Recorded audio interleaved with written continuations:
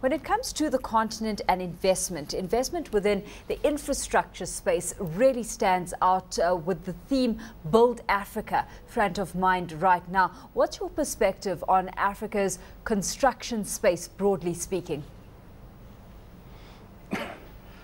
Thank you for inviting me to this studio. I will be very much pleased to speak on this studio about the African situation and as well particularly the Ethiopian construction industry. To start with, the third Africa cement trade is focusing on African scenario, how is African trend of growth, especially in the construction industry, is currently looks like, and what will the scenario will look like in the coming 5 years.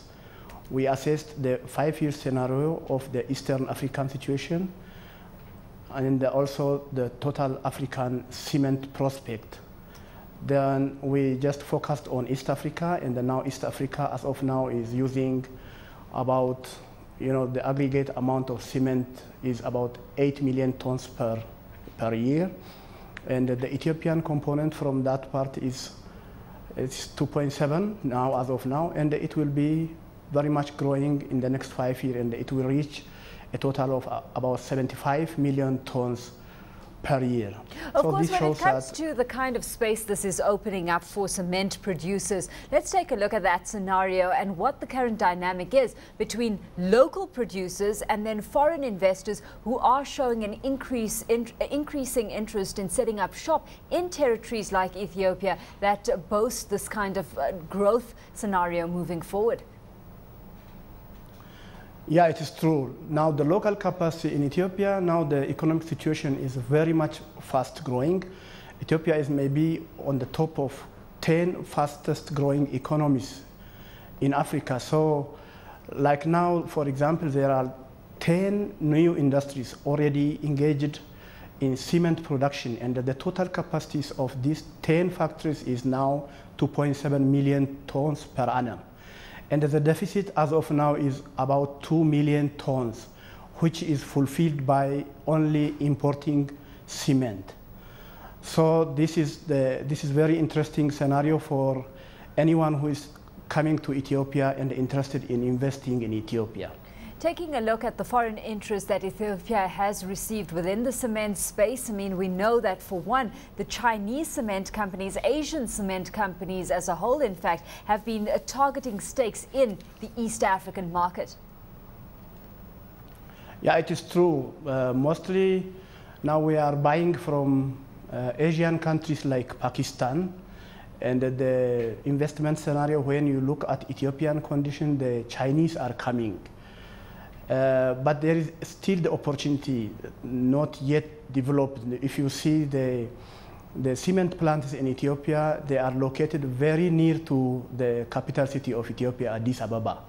But still there are many potential investment sites to the south, to the east, to the west, and to every corner of Ethiopia. So there is still, I mean, from the conference also, during my presentation, I can see many audiences, that many investors are interested now to come to Ethiopia because they lack information. Now they have available such kind of information, and they will come, and I think they will be in market with the Chinese and with the Asian companies as well. Oh, of course, we've got Ethiopia falling within the ambit of emphasis on markets that have not yet reached, the level of infrastructure development that we've seen, for example, in South Africa right here. But for cement manufacturers, key consideration is energy, electricity supply. So we're looking for players working with significant constraints in that regard. What's the scenario in that regard in terms of power capacity?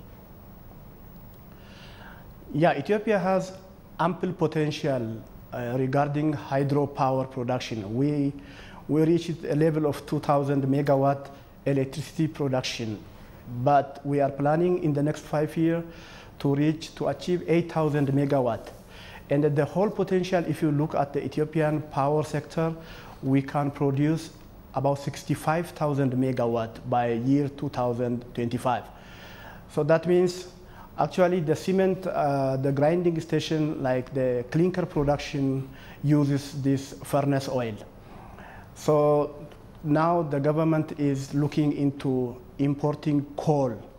And from this conference also, I met some investors interested to export coal to Ethiopia from South Africa through Djibouti. But the feasibility, I mean the cost effectiveness and the margin they are getting from coal export, it will be, it will be seen in their detailed feasibility study.